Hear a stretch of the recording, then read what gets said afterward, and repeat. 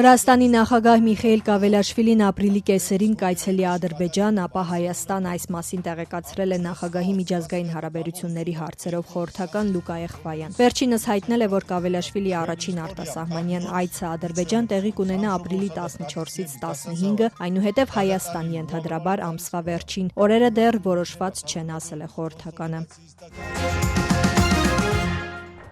Ռուսաստանի նախագահի ներկայացուցիչ ներդրումային ֆոնդի ղեկավար Կիրիլ Դմիտրիևը հինգշաբթի օրը Վաշինգտոնում հանդիպել է Միացյալ Նահանգների վարչակազմի ներկայացուցիչների հետ։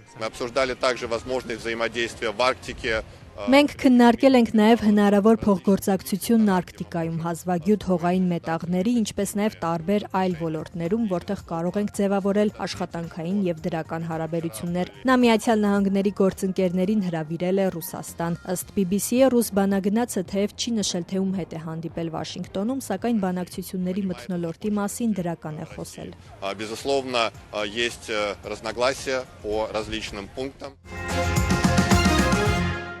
Բրյուսելում գումարվել է ՆԱՏՕ-ի արտգործնախարարների խորհրդաժողովը, որտեղ Միացյալ Նահանգների պետքարտուղար Մարկո Ռուբիոն կրկնել է Վաշինգտոնի կոչը դաշնակիցներին ավելի շատ միջոցներ ծախսել պաշտպանության վրա։ Նախագահ Թրամփը բազմիցս պահանջել է Հյուսիսատլանտյան դաշինքի անդամներից ռազմական ծախսերը հասցնել հնայի 5%-ի, մեղադրելով նրանց հույսը Ամերիկայի վրա դնելու համար։ ՆԱՏՕ-ի անդամ մի շարք երկրներ խոստացել են պաշտպանական ծախսերն ավելացնել, հասցնելով առնվազն հնայի 2%-ի։ Շատ անդամներ, այդ թվում Գերմանիան, սակայն պնդում են, որ Թրամփի պահանջած 5%-ն իրատեսական չէ։